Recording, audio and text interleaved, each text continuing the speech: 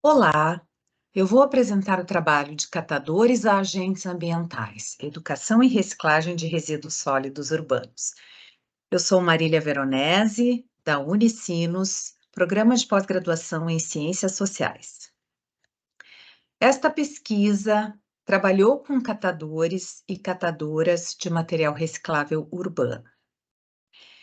É muito importante que as cidades tenham políticas de resíduos sólidos adequadas e valorizem os catadores e catadoras de material reciclável, que são os principais responsáveis pela primeira catação. Um bom sistema de gestão de resíduos sólidos é como uma boa saúde. Se você tem, você não pensa nela. E, por outro lado, se as coisas vão mal, é um problema grande e urgente. No Brasil, a presença de pessoas que vivem do comércio de materiais refugados data do início do processo de industrialização.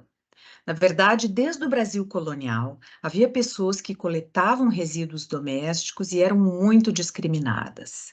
No começo do século XX, com o incremento da indústria gráfica, o papel já era reciclado. Também desta época, registros de compradores de sucata, no bairro do Brás, em São Paulo, principalmente garrafas e materiais de ferro. O termo waste picker, em português catador de material reciclável, foi adotado durante a primeira Conferência Mundial de Catadores na Colômbia, no ano de 2008, para facilitar a formação de redes globais. No Brasil, o Movimento Nacional de Catadores de Material Reciclável, MNCR, é um movimento social que há 14 anos vem organizando os catadores.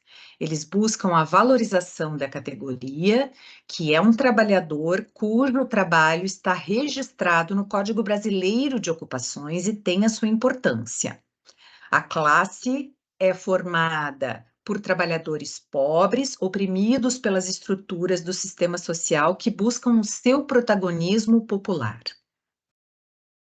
Pretende-se como uma organização apartidária que não permite que governos e empresários falem em seu nome. Eles querem falar e elas querem falar por si próprios. O movimento estima que haja aproximadamente 800 mil catadores e catadoras ativos no Brasil. Trabalhos anteriores demonstram que, ao se associarem a grupos que empreendem esforços conjuntos de forma associativa, os trabalhadores tendem a desenvolver uma identidade de resistência e, em certa medida, superar o estigma e a desqualificação social que causam um sofrimento ético-político àqueles que são muito pobres e discriminados pela estrutura social e do mercado de trabalho. Os catadores são motivados para organizar e lutar por reconhecimento. No Brasil, nós temos a Política Nacional de Resíduos Sólidos, desde 2010. Porém, uma pequena parte dos municípios cumprem efetivamente a legislação. Fizemos uma pesquisa nos perguntando de que modo esses grupos subalternos, que têm na catação do resíduo urbano a principal forma de sobrevivência, se organizam em modelos cooperativos de trabalho e como se configuram os saberes e práticas que produzem. A metodologia empregada foi a sociopoética, proposta por Jacques Gauthier, com base em estudos em comunidades indígenas e quilombolas. A proposta é baseada em 5 considerações: a formação de um grupo pesquisador, a participação das culturas de resistência, a atenção ao corpo inteiro dos participantes, suas expressões corporais e afetivas, e não somente a fala, o discurso, uso de diferentes técnicas artísticas para a produção de dados, experimentação de um formato definido pelo grupo para a produção e socialização dos resultados. A pesquisa sociopoética é um método de construção coletiva do conhecimento que tem um fundamento básico de todo conhecimento é igual em direitos e é possível fazer da investigação um evento poiético, do grego poiesis, criação. Cada pessoa traz um conhecimento ancestral em seu próprio corpo, de raízes históricas e culturais.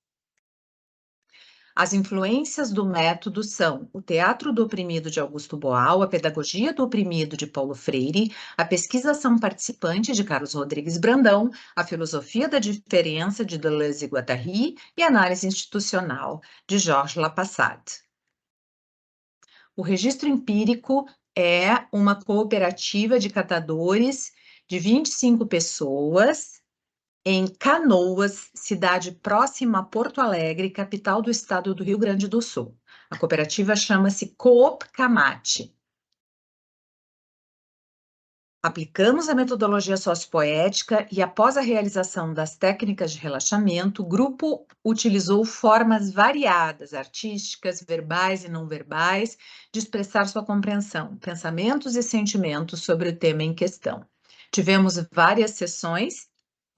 Foram 5 sessões de trabalho, de 4 horas cada uma, e o tema gerador escolhido pelo grupo foi cooperação de alta intensidade ou como cooperar verdadeiramente no trabalho.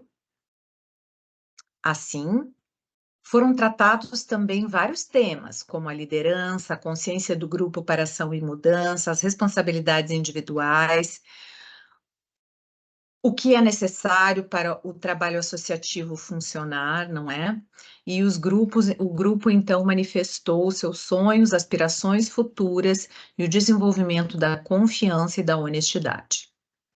São algumas imagens do trabalho grupal, os pesquisadores e pesquisadoras com os catadores e catadoras e as oficinas de sociopoética.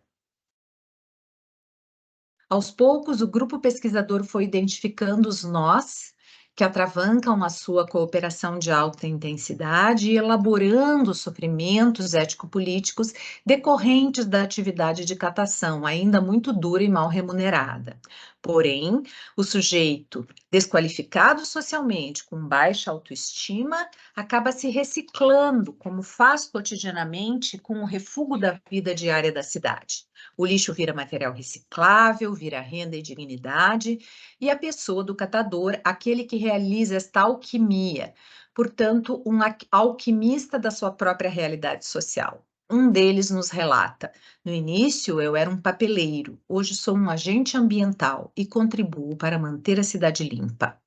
Essa transformação identitária faz com que eles passem daquele sujeito identificado com o lixo, cujo verbete do dicionário menciona escória, gentalha, plebe e ralé, todos termos pejorativos, se organizam e recusam essa pecha, alquimistas que são da sua realidade social, transformam-na e transmutam-na em outro sentido. A valorização e o orgulho de quem suporta nas costas, nos músculos, no corpo, na inteligência e na potência da subjetividade, a base da cadeia produtiva da reciclagem no Brasil. Por mais que vivenciem dificuldades e precariedades, estão se movendo na direção de um futuro no qual interferem cada vez mais. Muito obrigada pela atenção.